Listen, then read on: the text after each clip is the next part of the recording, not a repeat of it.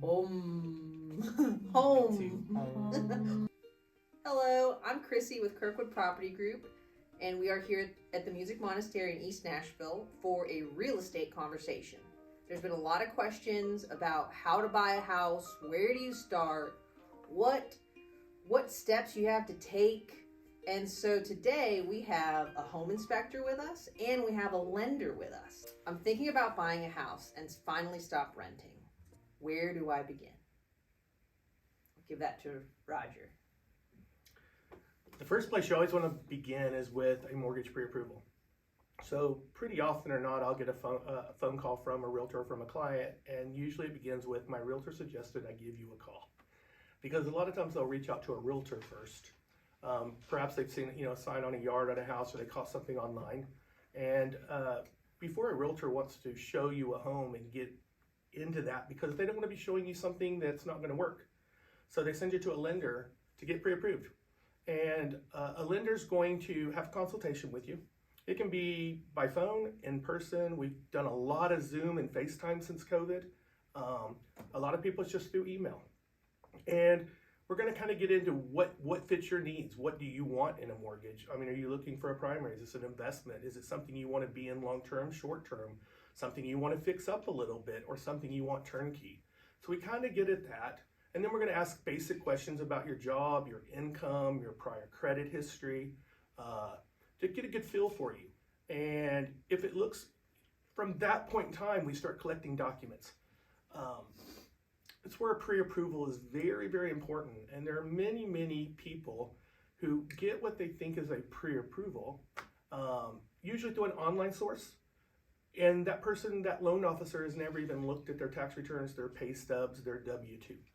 They have basically pulled credit and taken the borrower's, the buyer's understanding of where they're at on that, which can be one of the biggest mistakes out there. So we always want to see your income and your asset documents, 2 years tax returns, 2 years W-2s, your most recent pay stub, some bank statements, and there can be some other items that apply given your unique situation. From there, we get you pre-approved. Roger, is that the difference between pre-approved and pre-qualified? Qualified, yeah. There's no set industry wording for that I have ever run into in 28 years. Usually most loan officers, we've created our own language. A lot of companies may use their own internal language, but generally most loan officers consider a pre-qualification. It means that someone has pulled your credit, got a credit score, and now they've listened to what you say you make, and they've listened to what you say you have in the bank and where you think your credit is. Sometimes they pull credit, and then they're basing a pre-qualification on that information. It's not really worth the paper it's written on. The paper it's written on is probably actually worth more. You want to get a pre-approval where someone has reviewed your income and asset documents. There's so many, many, many little intricacies to the mortgage world that we discover and find out. And it doesn't mean that things won't work out. We make most all of our loans work. But it means we may have to, zig a little and zag a little and go through a few more hurdles to make something work out. Mm-hmm. And that's where you begin. And then we throw you back to the realtor. Yep. And the reason why you got to start with the lender is because if you've ever window shopped and you're like, oh, I think I can buy a $450,000 house. Yeah, these things look great. Or $800,000. Yeah, I could. No, it's really sad if you've been looking at houses above what you can get pre-approved for, and then you're brought down to reality of like, oh, this is what I can afford. So it's always good to just start with the lender first. And it's good to work with a lender that has a good track history. There's internet lenders like Quicken and different things, and I kind of like the comfort of, hey, I've known this guy for a really long time, closed a lot of deals with this guy, know he can do it. Internet people, you don't know. You just don't know. What else? Where else did they begin? I mean, like, another thing, I guess, is like asking yourself, like, why are you even thinking about buying a house? Is it because you've been in Tennessee for a long enough time? Like, what if you just got to Tennessee a week ago? Is it time to buy a house? Like, let's talk about that for a second. When do you think it is a good time to buy a house? I think y'all both own houses. Mm-hmm. Yeah. Mm-hmm. I think most people get into it for a couple of different reasons. A lot of times it's they've got a family or they're getting ready to start a family. And a lot of people don't really want to raise a family in an apartment. Yeah. They want stability. The other big part of it is it's a good investment. There's probably no better investment that anyone's going to make in their lifetime than real estate. Why continue to pay a landlord's mortgage for them while they benefit from the growing equity of a home?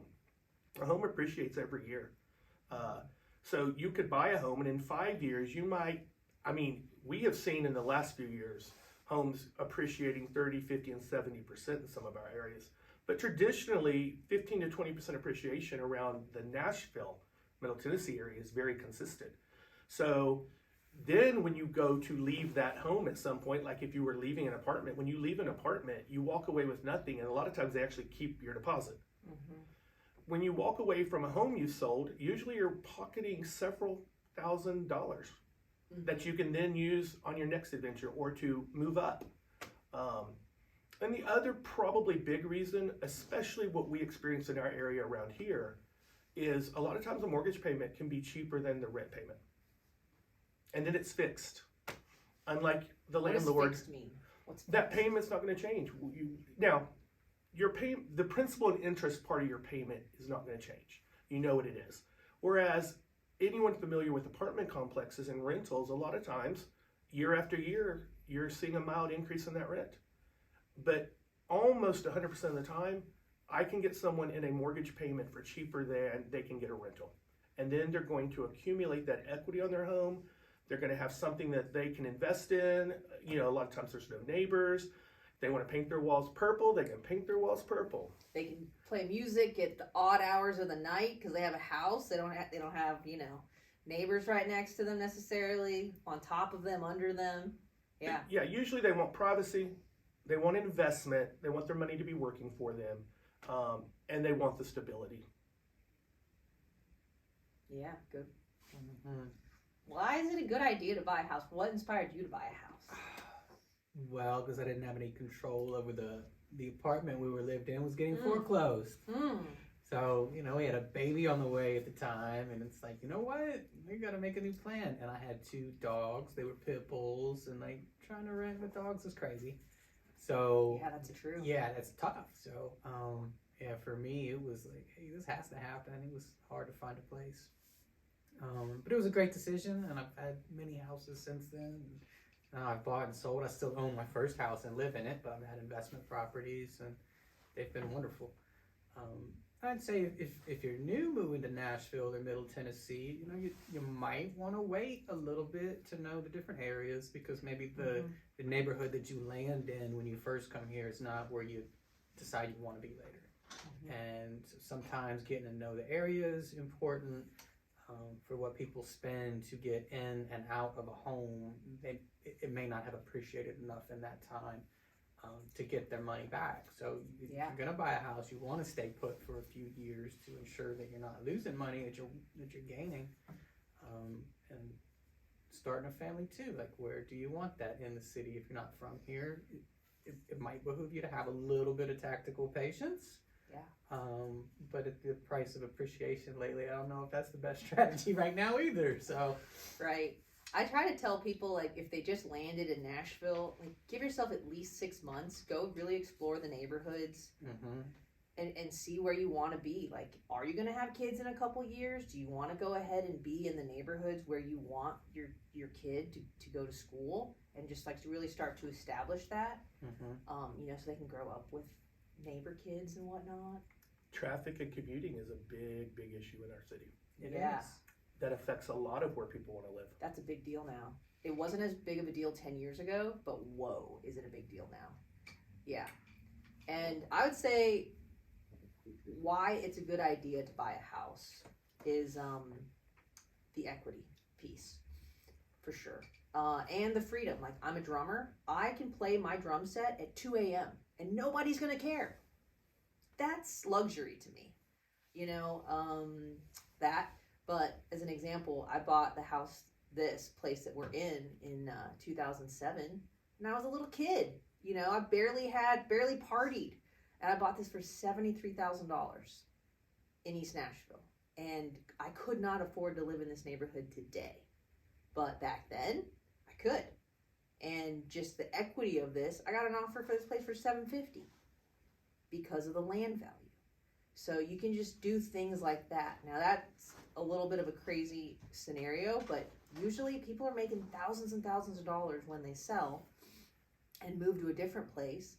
And if it's your primary residence, if you sell it after 2 years, that's tax-free money, up to $250K if you're single and up to $500K if you're married. And like, where else can you grow money like that with a roof over your head? That's kind of, I haven't heard of anything else like that. Because crypto, I don't even know how to make money with crypto. Who does it? You know, it's funny you said that. My first house was exactly $73,000. Really? Mm-hmm.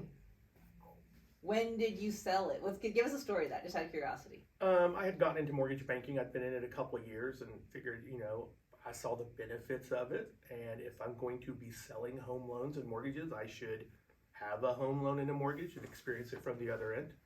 Yeah. And, you know, I was getting into my career and I wanted to make the equity on it and wanted someone to call home. And, you know, you're young back then. We wanted to like get a fixer-upper and do it ourselves. So we got into DIY products and kept it for 3 years because then I relocated to the Nashville area. A company recruited me to come do mortgages up here in Nashville. So I sold and made 30+ thousand. This was in a rural, smaller community between here and Knoxville. And that 30,000 gave me a great start here in Nashville. Great down payment. I was able to put 10% down on a mortgage. That's awesome. Yeah. But 73,000 is funny. Yeah, that is pretty funny. All right, one of the questions we have for the home inspector, what does a home inspection cover and why is it important to get one? Awesome. So, as defined by the state of Tennessee, a home inspection is to put a buyer in a better position, a better understanding of the house, and it is supposed to cover major defects in the major systems of the home. So there's a lot in that, but then what people expect is to know everything about the house. So we have to kind of balance out expectations versus the technical definition. You know, your house has a few major systems. There's the, you know, obviously the roof and the structure, the exterior, the interior, and then your mechanical stuff, electrical, plumbing, HVAC, the insulation, and the appliances. So we look at all those things and make sure that, you know, we just let people know about serious defects, but also some minor stuff too. I guess it's important to know what it doesn't cover as well, because like it's not a code compliance inspection, and there's a lot of confusion about that in the world. Right. So there's codes. People ask us, "Is this up to codes?" And codes. Codes. Okay, yeah. okay, So okay. is this up to codes? And that's really not what we do, because we don't work for codes.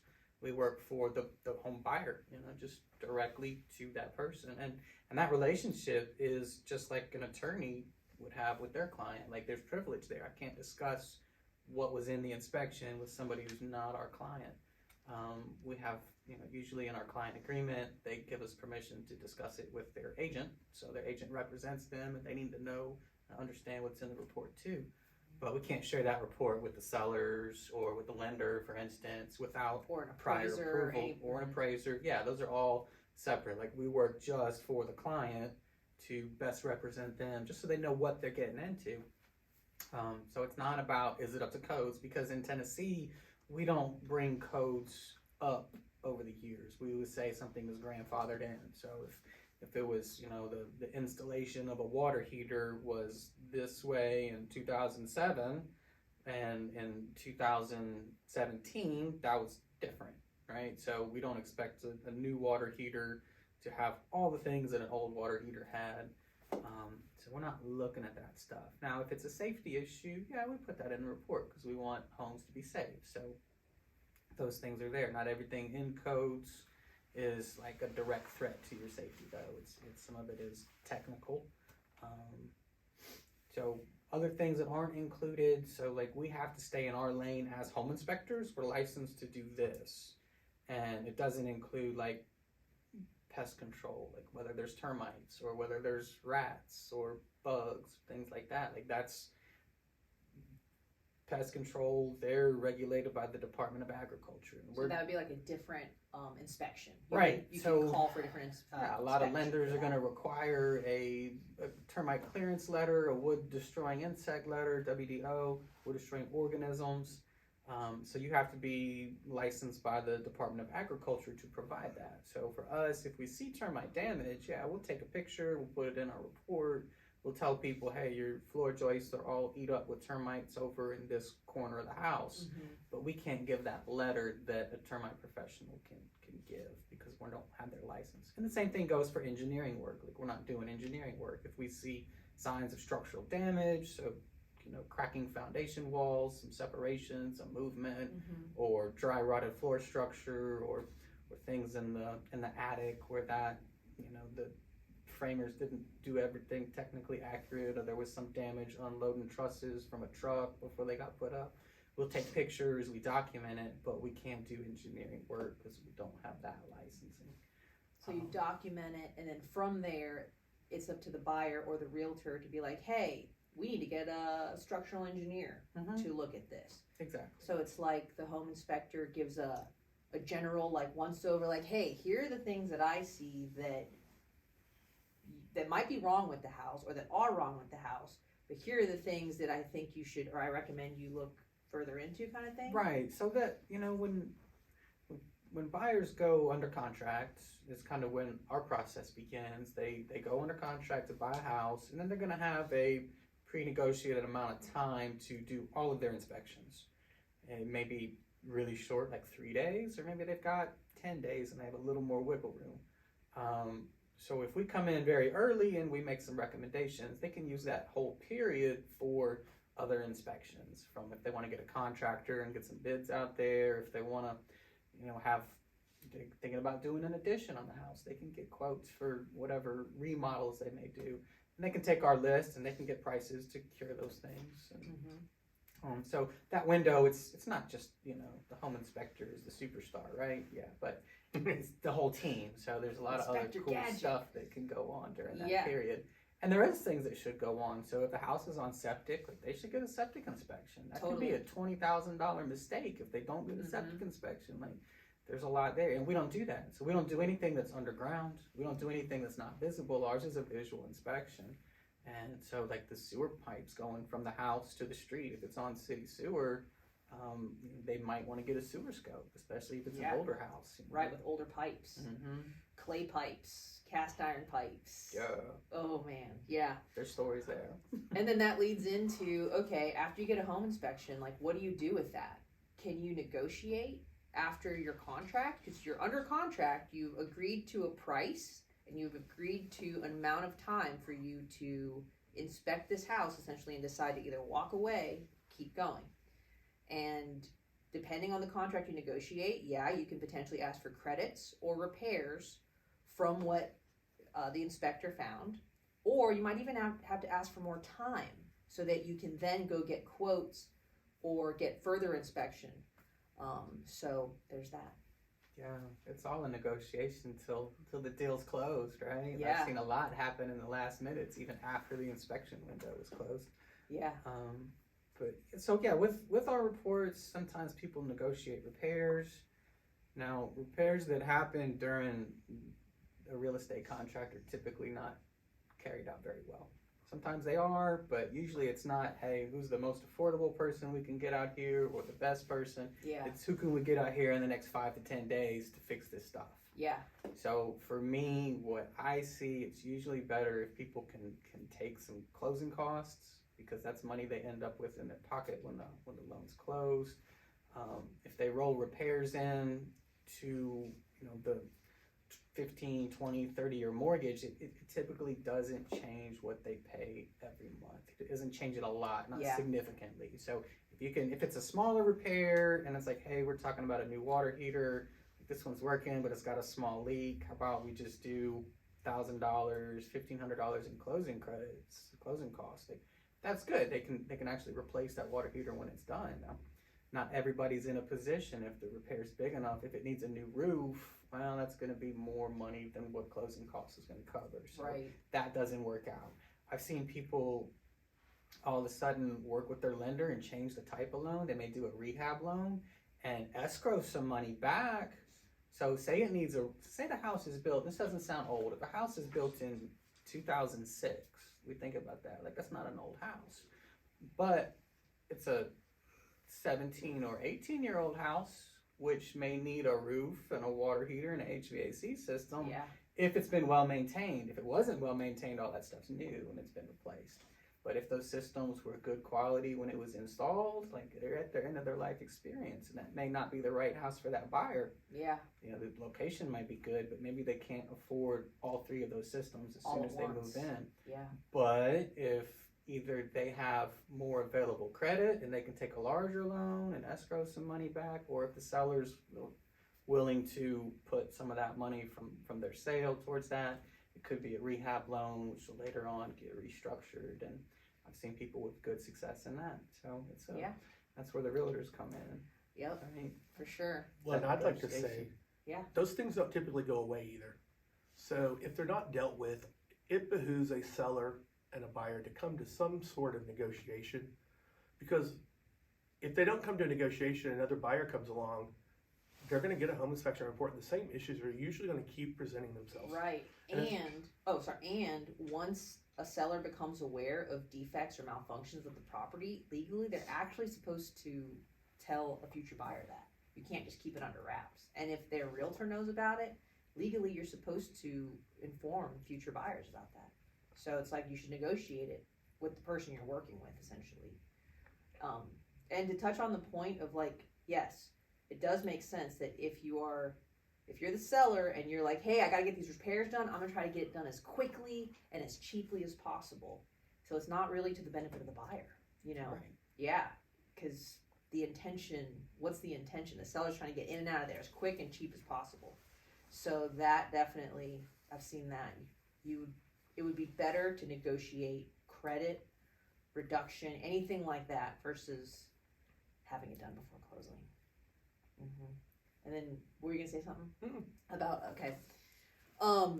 Yeah, that's juicy. That's some good stuff. And then here's a hot question that happens gets asked all the time.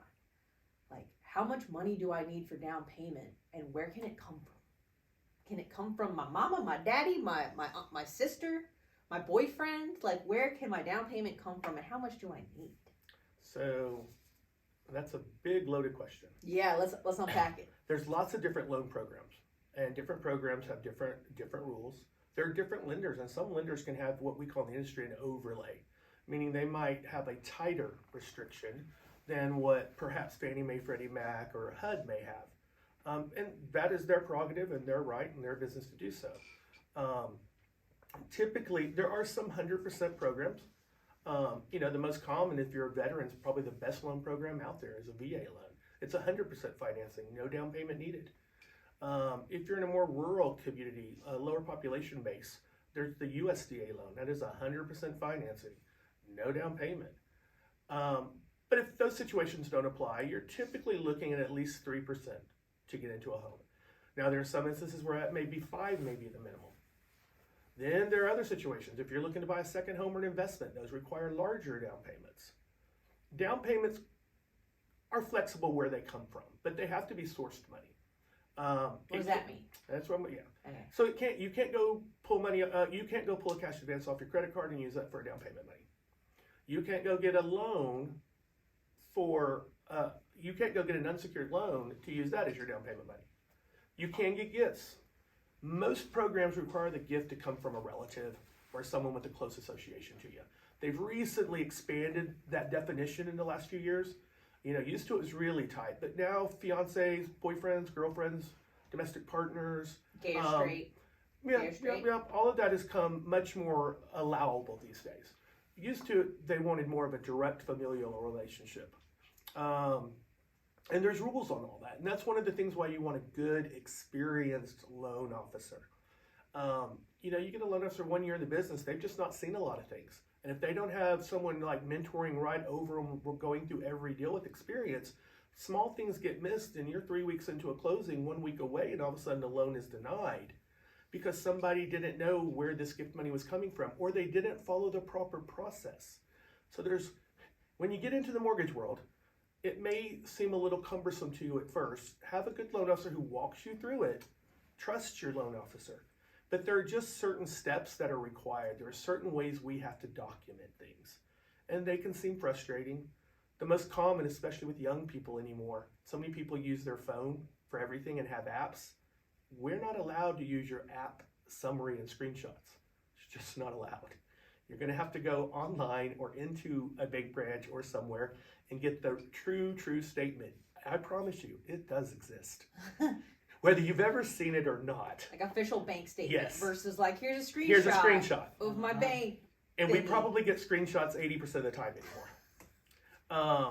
So they're going to walk you through it. But yeah, down payments, other sources of down payment. Usually you can withdraw from your 401k or IRA, especially for a first-time home buy. Yeah, if you do a Roth IRA, there's no penalties, right? I don't think so. Yeah. And I'm not a tax accountant. Please speak to your tax accountant and advisor. But yeah, usually with most plans, you can pull at least $10,000 out for a first-time home purchase. Gifts is one way to do it. The selling of a hard asset. You've got a motorcycle somewhere, a boat, a camper. We've seen that happen many a times. There's a process for this. You've got to sell it at a fair market value, and we have to document what that fair market value is and get a bill of sale. And but that's perfectly viable. I mean, I've even in the world of mortgage, you see all kinds of things. And one of the newest ones to me, we were in a rural community, and I had a fella, first-time home buyer, and he's in the farming world of breeding horses. And he had some horse semen worth a lot of money. Wait, what? Yeah. Horse semen? Yeah, it's worth, if they've got a right lineage and a right line, I mean, I had to learn a lot. He had to go get like valuation from the local co-op. Someone who's an expert in that field says what it's worth. Sold it. We documented the wholesale, and he bought his first house with it. And it hit his bank So, account yeah. and all that stuff. That's So awesome. there That's are creative. lots of things you can do. It cannot be cash money. What about this, Roger? What if you did have some mattress money and you wanted to get that on the right side? You put it in the bank. You put it in the bank, and in the mortgage world, we call it seasoning. That money needs to have been seasoned for a minimum of 60 days. Okay, 2 months. We usually want to see 2 months bank statements. So if you made a bunch of money at a garage sale and put it under your mattress, and you want to buy a house in a couple months, you need to put it in a bank account, let it sit there and season, let it cook. supply your mortgage Season banker it. 2 months of bank statements. Okay. But we don't operate in the cash world. You can't. Meaning you can't show up with a briefcase of cash. And one thing, another part of the mortgage process is when we look at your bank statements, anything considered a large deposit, non-payroll, because all payroll is labeled, like we'll see your employer's name or it'll say payroll, like it's just a line item. But if you've got other large deposits, the terminology we use is we have to source that. Sometimes it can simply be an explanation. A lot of times it's got to be a copy of, a common instance is somebody's gotten a settlement from a lawsuit or from an insurance claim, or, they'd had an auto accident and the insurance adjuster's paying them out. That's a common one, but we just get a copy of, from the insurance adjuster, we get a copy of the letter that they've got and a copy of the check. Perfectly acceptable. But your lender will ask because it can't be cash. So it's basically like eliminating gangster money, blood money, Illegal drug money, illegal money. But yeah, so generally, and there are also programs. Now, most programs are going to be income-based, and they may have limitations on whether or not you're a first-time home buyer. There could be limitations on where you're buying. Like there are census tracts, and some census tracts are deemed where they want to encourage home buying in that area, home ownership. So they may run some special programs there. So those kind of things are out there. There's some grant money. There are some second mortgage programs, do a lot of city programs, state programs, bond programs. Not everyone qualifies for those, but they are out there for the right situation. Cool. Dig it. Juicy. So basically, if you want to inquire about your specific situation, you sit with the mortgage loan officer and Mhm. treat I always tell this because clients a lot of times are a little nervous to talk to me. It's like they want to hide something a little bit. They're afraid if they say something, it's going to be wrong. And kind of like you mentioned earlier, like attorney, doctor, client privilege. There's confidentiality. Please tell me everything. The more your loan officer knows, the better your loan officer can watch out for trees in the road ahead. Because they are trying to put a puzzle together for you. So the more they know about your puzzle pieces, you know, they're on your side. Yes, but if something's hidden, 9 times out of 10, it is going to come up. There are so many security procedures and audits and things that a mortgage goes through, especially after the 07-08 crisis. I mean, the lenders all chat and share information together, and the servicers. There is a lot that pops up. So a divorce you may have had a few years ago might all of a sudden pop up, or a piece of property that you may own in another state. We're going to find out about it.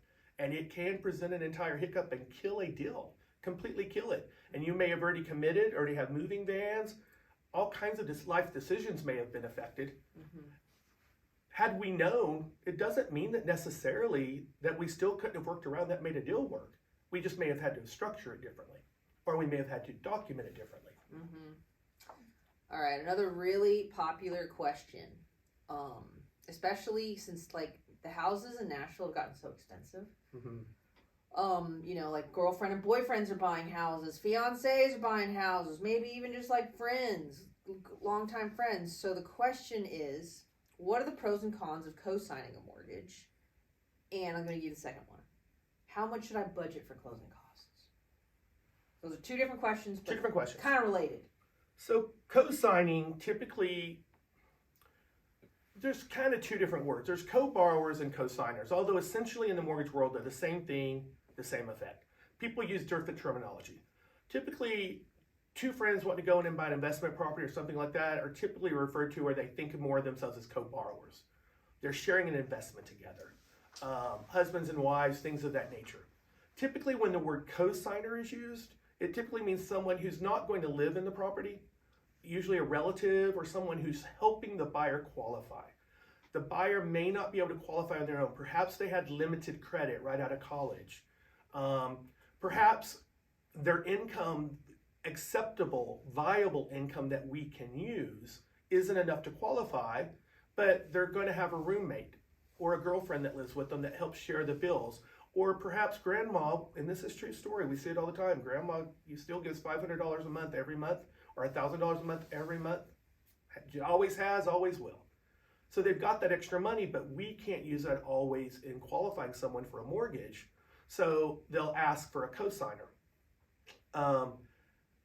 That's the pro. They may then qualify and be able to buy a home and achieve this equity and all these other pros we talked about earlier.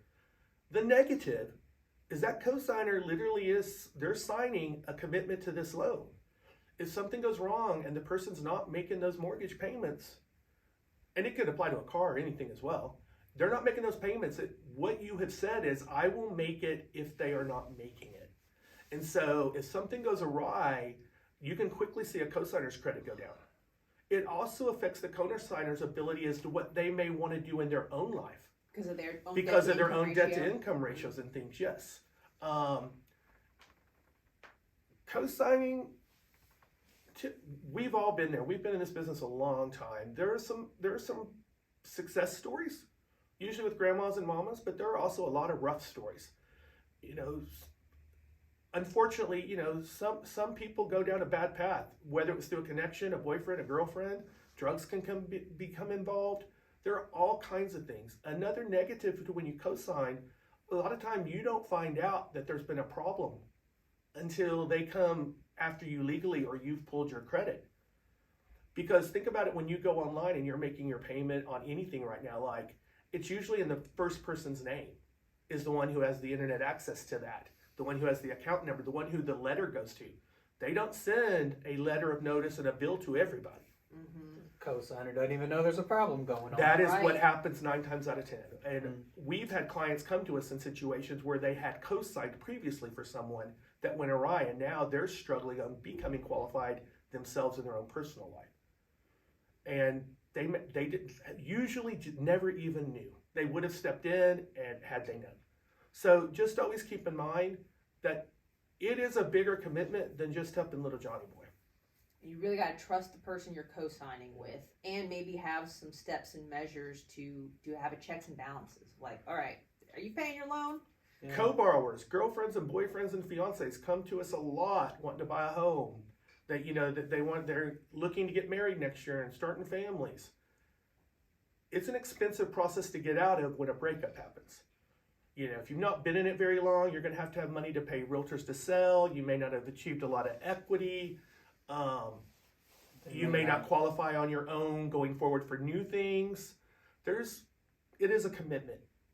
And a good loan officer will be open and honest about those things with you. Yeah, because the more informed you are on the front end, it'll just save you potential headache. And there are ways that you can create these conversations and these legal agreements before becoming a co-signer or a co-borrower. I mean, I remember buying a house with a friend / investor, and we did something called a general partnership agreement before buying that house, and it was all laid out there. What happens if we want to break up our agreement? What happens if one of us wants to sell and the other one doesn't, or any of that type of stuff? Versus just like, hey, we're gonna save money by buying a house together. And we're getting married next year, and you're pregnant. Let's go. Have those conversations ahead of time. And some people I know, it's kind of misconception. They think they can just do a quick claim deed and like, okay, I'll just give you and you take care of it from here. But they're still in the mortgage. That is still in the mortgage. Yeah. That is a big thing. We've got a client dealing with that right now, actually. Yeah. They think, legally, and what their attorney told them and what they thought were done, they just, what's called a quit claim deed. Basically, they're with the courthouse removing their ownership rights to the home.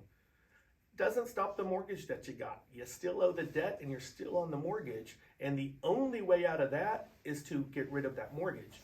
You can get rid of it by refinancing. A lot of times, as in our current situation with the client, that is tough to do because you're now trying to qualify on one income, whereas you got into the place on two incomes. And then the other is to sell. Well, and not only that, if you refinance, your interest rate is probably going to be a lot higher. In today's world, I mean, that's not always the case historically, but yes, people today, because interest rates have gone up so much in the last 2 to 3 years, people are real upset to leave a 3% rate to have rates in the 6s now. And it greatly changes their payment. And it's all their responsibility now. And then you said the other option is now they have to sell if they're trying to get somebody off the mortgage. They can't, because a quit claim won't do that. That's only for ownership. And usually there's a legal requirement per their divorce decree. Usually attorneys are going to protect each party, and they'll give them a time limit of a year or whatever to have this person removed off the mortgage. Yeah. Because that other person's credit is still affected. And I can go down all kinds of rabbit holes with you too on some ugly situations. Especially when new girlfriends and new boyfriends come into the picture, there are things that change.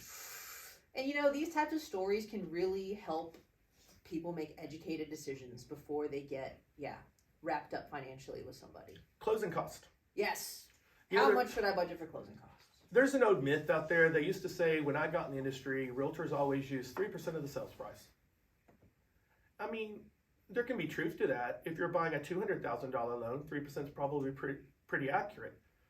If you're buying a $2 million home, it's probably not 3%. It's probably going to be more like 1%.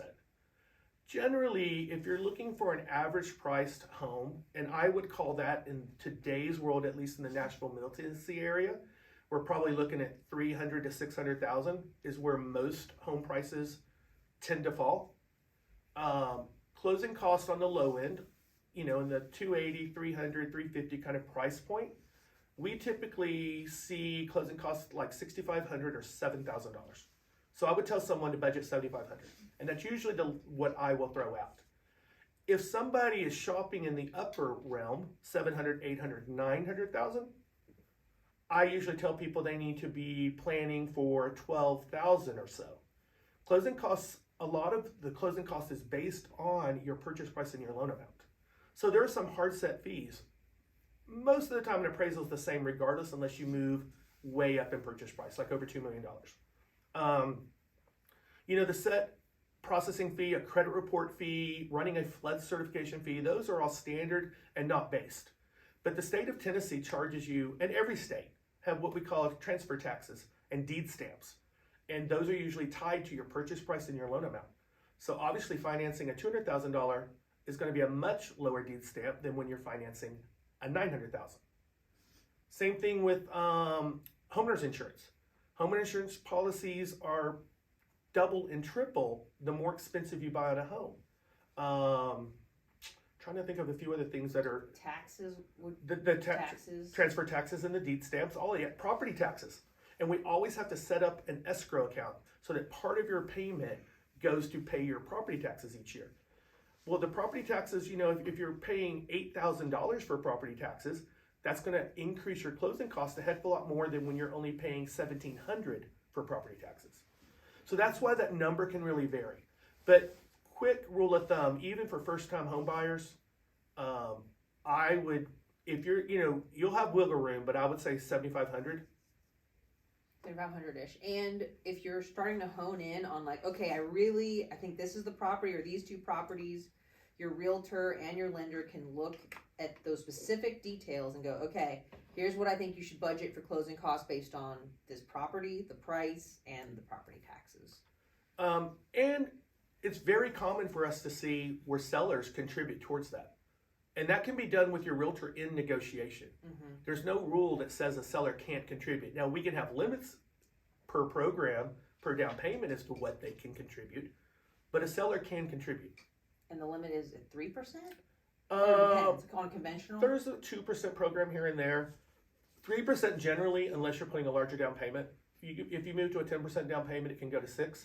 And if you move to a 20% down payment, it can move to 9%. So again, these are specifics that you can talk to your realtor and your lender about once you're honing in on that property. Ooh, VA loans. A little side note that even a lot of loan officers don't know, Yeah. especially if they don't do VA loans on a regular.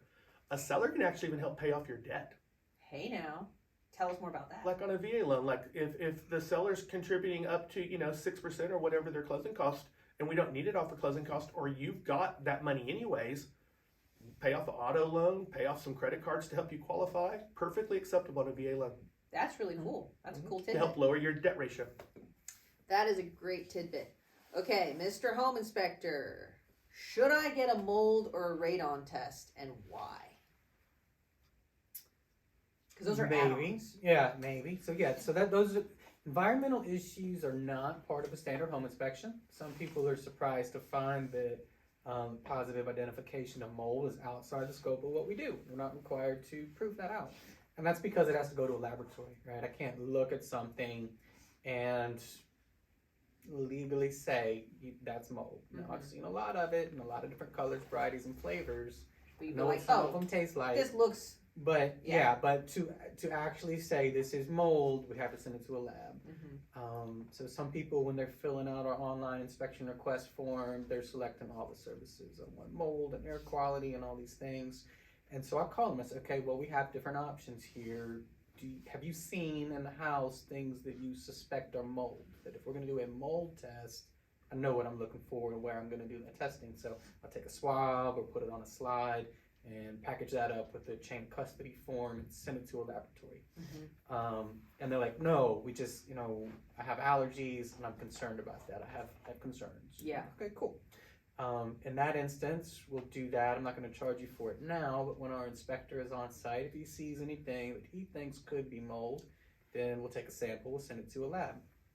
And we have air quality testing. So we can run 150 liters of air through a little filter canister and send that to a lab, and they'll open it up and get out their microscope, and they'll say you got 60 particles of this and 8 particles of that. Now we have to do a test outside as a control group so we know what's in the environment. Like, you're not going to run from what's outside. There's mold in the leaves and on the trees and in the gutter, and that's what's outside will be inside unless you have HEPA filters and all this other crazy filtration of the house. But if we do a test inside and it's got 1,000 particles and outside there was 20, we know there's a source in the house we have to be concerned about. Or if it's like, hey, this species inside the house is black mold, which is only a couple different types.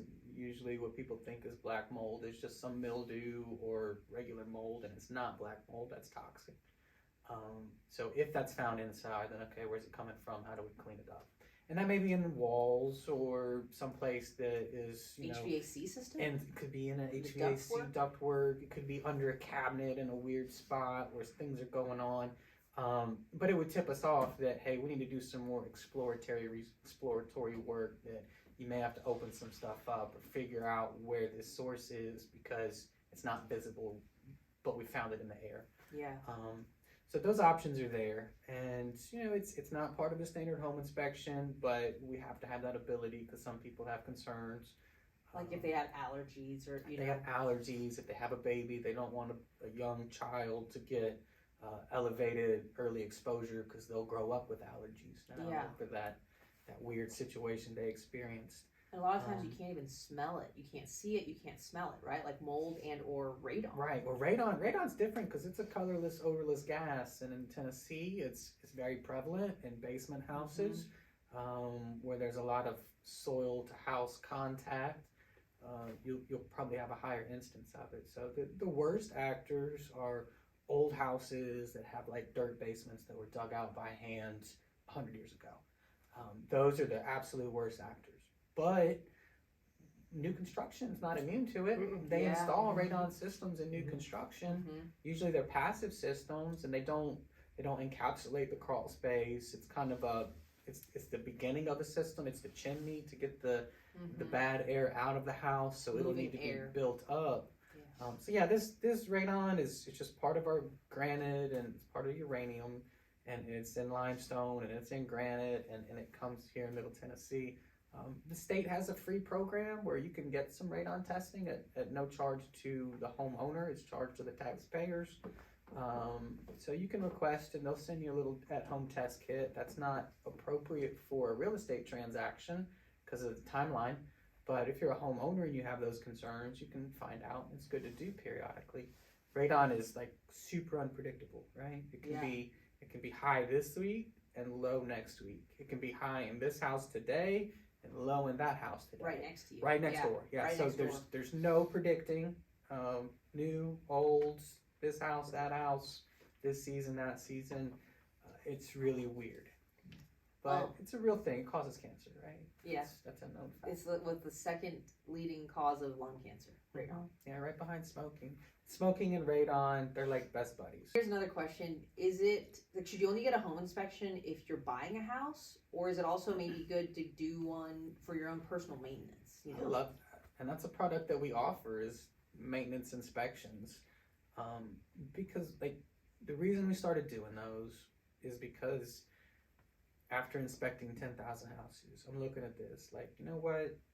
Most of these expensive repairs were just minor issues that went undiagnosed and they went unaddressed for a long time. And if people would have had some early detection, just like cancer, they could have fixed that little plumbing leak that was spraying on the floor system. And now that's been happening for 2 years. And like this whole floor is rotten and there's mold everywhere and there's termites. And now it's really an insurance claim that like they got to tear up this whole floor. They got to pull the kitchen cabinets and the tile and everything out, rebuild this, and then put it back together. So we've done like pre-listing inspections. And somebody's going to go to buy a house. They want to know, do we have any deal breakers that we should address before we're under contract? And I'm like, yeah, you've got an insurance claim. Like this needs to be done. Like they had done that particular house, like it had a new roof, all the cracked bricks on the outside had been cleaned up, and they had all new windows, and it was painted and looking nice. Everything was looking great till I hit the crawl space, and it's like, man, y'all got some real work to do now. Dang. And it was It was lipstick. It was an estate sale, and the deceased homeowner had been taking great care of stuff. They just didn't know what was happening that they couldn't see. Yeah, that's what I was thinking of, like seniors and maybe even just people who are not going to crawl around their house. Maybe every 3 to 5 years? Like, what would you recommend if you're like, hey, I just want to, it's like you're getting your teeth cleaned. Right. So inspected. Like for what we charge, there's no reason not to do it every year. Like it's a few $100s, and we give all these great discounts from local vendors that we like, know, and trust.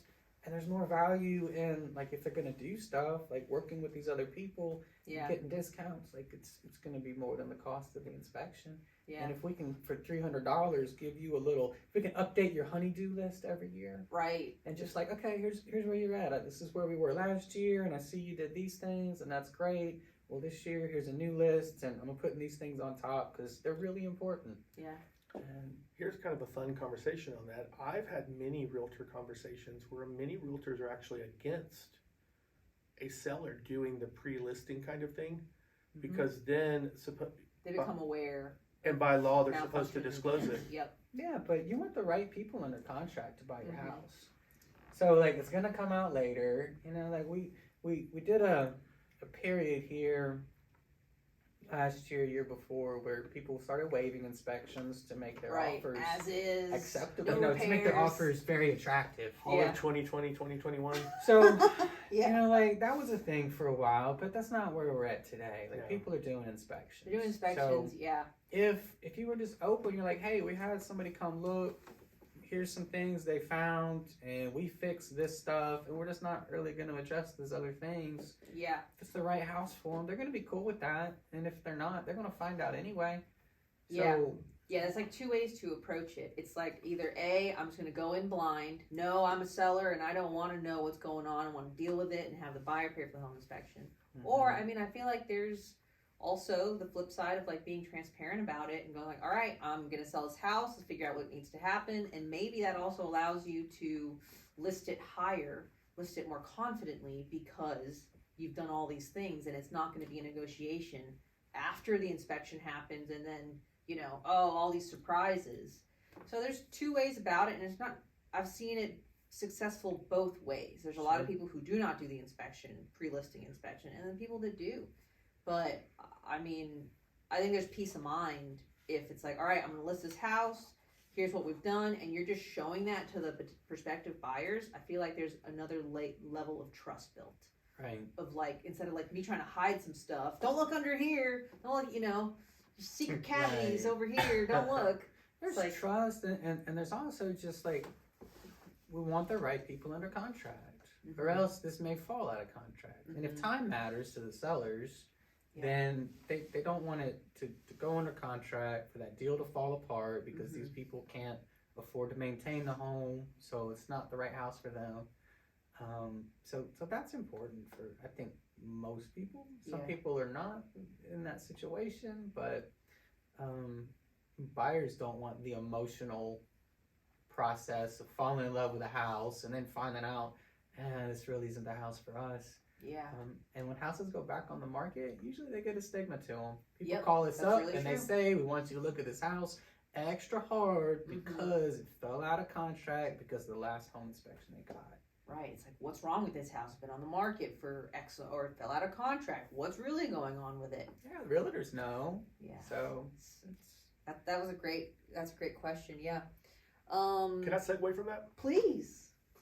So another real big important piece to the mortgage process, separate from the home inspection, even though a lot of people initially think they're the same thing, is an appraisal. So your mortgage lender is usually going to require an appraisal. There are some newer instances where Fannie Mae and Freddie Mac are giving some appraisal waivers in certain situations, but they're rare. Usually an appraisal is going to be required. An appraiser, whereas myself as a lender, I don't see the home inspection report. We don't ask for it, we don't require it. Quite frankly, we prefer not to see it. But we do get an appraisal. So a lot of these issues can sometimes, especially the more severe ones, the safety and hazard ones, can pop up on the appraisal. And if it comes up on the appraisal, it has to be dealt with. It may mean you have to go get some of these specialists done. If the appraiser noted a spot of mold, usually we're going to require a professional mold remediation to go out and say, yes, it is. No, it's not. Sometimes require repairs. Same thing with foundation issues. If the appraiser makes a comment on something and says, we need a specialist to review this, it's going to pop up on you then. Yep, that's a great point. Because the home inspection, those are items that you might negotiate for repairs, for credits, But on an appraisal, if a repair comes up on that, you have to do it before you can even close on the house. Right. And they're completely different people. The home inspector and the appraiser are not the same people. They don't even talk. They don't even know about each other. The home inspector is hired by the buyer or the seller, and the appraiser is hired by the lender. Third party, no, there's a wall. I, as a lender, do not get to communicate with the appraisal either. Used to. A lot of that changed after the 07, 08 meltdown. Mm-hmm. So it's very third party to me as well. But the appraisal, common things that pop up, probably the ones I see the most common are what are called handrails. If you've got a certain amount of steps, usually like 3 steps, or it can be a certain grade, they're going to want a handrail so somebody doesn't fall. You Peeling see, paint. I was going to say peeling paint on all around windows and doors and trim. Peeling paint, especially on a government loan, can be an issue. And then the other one I probably see the most common is going to be like soffit and soffit issues, gutter issues, or removing water where it hits the ground. Like having a way, like you put the stone Gutter downspouts, things. yeah. Those are probably the ones I see most common, and they're minor repairs. Yeah. And then this made me think of just some general stuff of like, so when you are thinking about buying a house, you talk to a lender, you get pre-approved. It might take a week or less For what? to get pre-approved for. If someone is really on the ball and you make a set job, you're salaried or you're an hourly 40-hour week employee, and there's nothing unusual or an extra bell and whistle to your loan, within a day easily with any great loan officer. You have access to your tax returns. Now, if you're self-employed and you've got some other things going on, some credit things we might have to look into, or your income is very variable. So, you're a truck driver and you get paid like over the road this, and then you get given a per diem, and then you get, night stay, and then you get a bonus for taking an extra run. Things of that nature can require more time, bonus, and commission, because there are certain ways we calculate that income. Just because you made that bonus last year doesn't mean that we can automatically count that bonus income going forward for you. So those can take 4 and 5 days. Okay, so after that process, you get pre-approved. It might take you, I don't know, a couple weeks, couple months to find the right house that you want to put under contract. Could be quick, it could be long. But then after you find the house, it takes about 30-ish days to close, would you say? That's the old school 30 to average. 45? I would say, barring any inspection delays, appraisal delays, or delays where someone's got to get their funds from a certain source or wait for something with their payroll.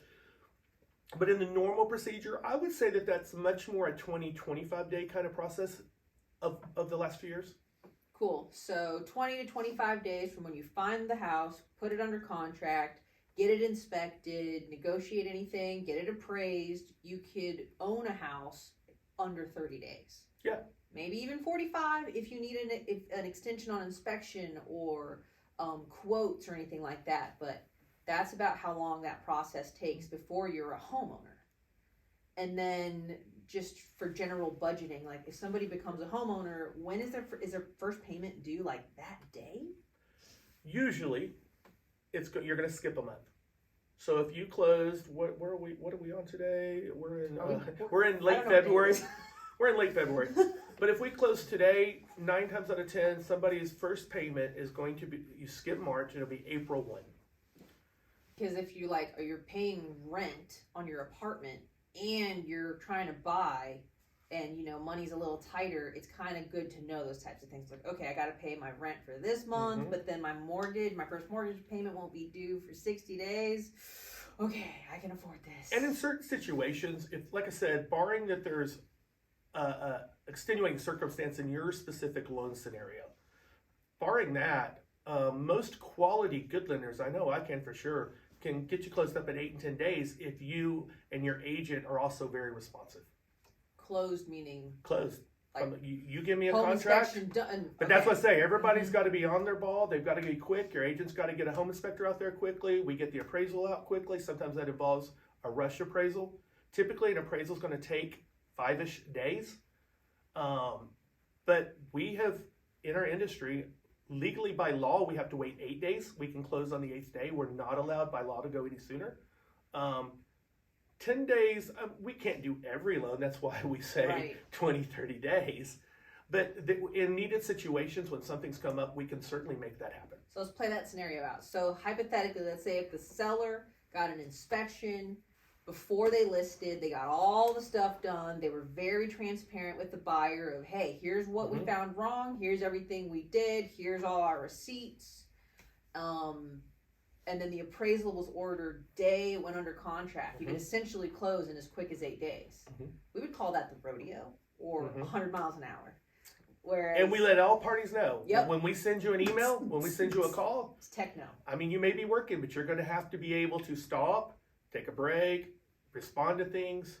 Yeah. So I've seen scenarios where it's like, all right, we got to close in 8 days because if their lease is ending and they do not have another place to go and they don't want to move into storage temporarily or whatever, that's where you might need to rush that situation. So you can close as quick as 8 days or maybe even as, 20, 25 or 45 days. Because it depends. Like if you're buying a house that's wrapped up in an estate sale or probate, that doesn't have to do with the lender, the home inspector, or the realtor. That's just Law. Yeah. All right. I think we should take a quick break, but we'll be right back. All right. Now, for the juiciest topic of the day, we need to talk about horror stories. Everybody loves a good train wreck.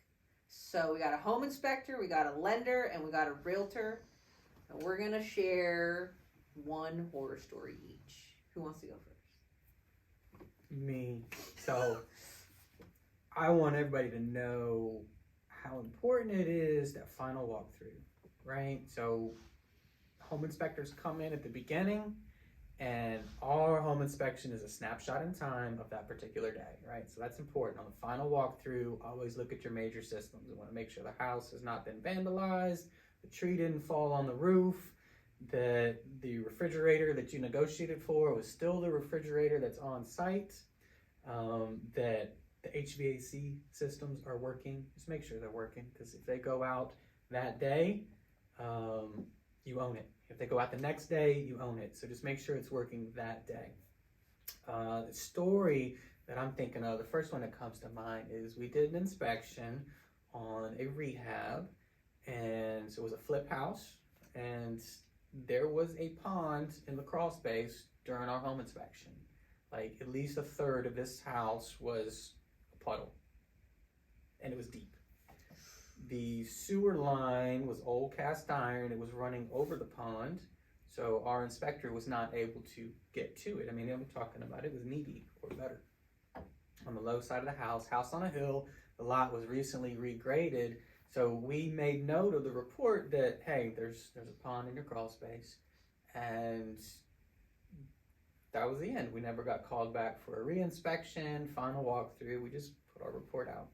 So once they moved into the house, and they kind of had chalked it up to grading of a lot because they were replacing gutters and they were regrading everything. They thought it was just stormwater, which it could have been. I don't know. We didn't say what it was. But it turns out that once they started running a bunch of water, doing laundry, washing dishes, actually living in the house, that they found out there was sewer backing up into this pond. Oof. So yeah, they called me out there, and sure enough, like I borrowed my neighbor's waders, and I went and I waded into this mess. And when I got to it, yeah, the cast iron pipe had a split on the top, and once everything was backing up from outside in, that was overflowing into the pond. There's water feature. So they had a bunch of new PVC pipe come into this, and it had one of the little rubber connectors. And I took my screwdriver out, and I wanted to separate them and see like what was happening. And I grabbed this to work on it, and that cast iron pipe moved, and I'm like, that's not supposed to happen, because it's cast iron. It should be rigid, very hard, and fixed. So I separated them, and I pulled the cast iron pipe, and it was just about 4 foot. And I just set it there. It was not connected to anything on the other side of the foundation wall. Oh, no. Nothing at all. So I let them know. You know, sometimes when people call me out, like, hey, we have a problem. This wasn't in our report. And I'm like, well, There's reasons for that, but let's see what we can do to help you move forward. And sometimes we help people with insurance claims or maybe a home warranty claim. Typically, I shouldn't say typically, often those things get denied, and sometimes we have the ability to help people get their claim approved with some additional work from our side. So it's always good to see what your home inspector can help you with. So on this instance, I documented it, we took pictures and let them know.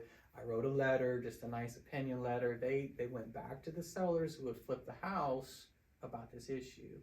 And these were good, ethical flippers, and they wanted to make it right. So that's the silver lining, is they actually came in after closing. They totally didn't have to do this, but they dug and they put in a new main drain line from the foundation all the way to the street. That's awesome. Hook that up to the PVC that was already there. So That's extra. yeah, that was That's a big good. win. Karma. But they totally didn't have to do it. So once you own it, it's yours. So that final walkthrough is important. Nice. You got one? I was just thinking of the smell. Oh, I know. It's like a yes. cleanup. And oh, man. So in mortgage, I don't want to say that I've had one specific horror story that stands out in my mind. I mean, we all have those fun clients. But outside of that, probably horror stories in the mortgage world revolve more around a loan having a real hard struggle and maybe never making it to the closing table, especially when it's late in the game. And usually that involves around things like a buyer deciding to quit their jobs, change their job, perhaps being fired. Or it comes around like all of a sudden a buyer went out the day before and bought a car and threw their debt ratio out. We do find these things out. We're actually alerted until the midnight of the day of closing and have to go back and deal with things like that. So lesson to be learned, do not. Now, if there's something coming up where, you may not know that you've been laid off, surely it was a surprise to you. But you let your lender know immediately. You're probably going to have to, do a delay on your closing. Changing jobs doesn't always mean you can't close. Doesn't mean that always. But it definitely can prevent you from closing. Changing pay scales. All of a sudden your boss offers you to go from you've been on a large base salary with a small bonus, and all of a sudden they've convinced you you'll make a lot more money by going full commission. Dead in the water. Got to have at least a 12-month history on that. Traditionally 2 years. They've only loosened up to the 12-month rule here recently on some programs.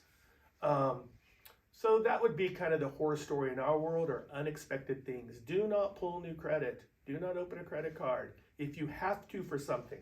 I've had people come to me and they're scraping all their pennies together and they've got to put new tires on their car and they want to finance them. I'll run the numbers and see if it works. You want to do that as soon as possible because we do have to document it, and that can take 2 to 3 days to get a credit bureau to call the new note and to get the documents and on the books with the loan number.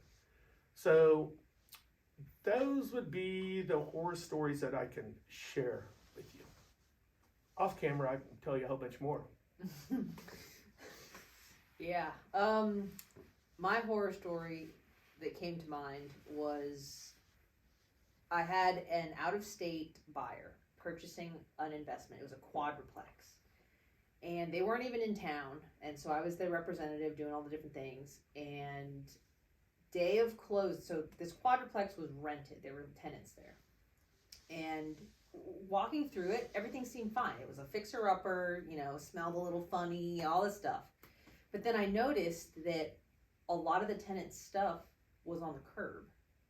And I'm like, what's going on here? And I asked one of them and didn't speak really good English, was something about bugs.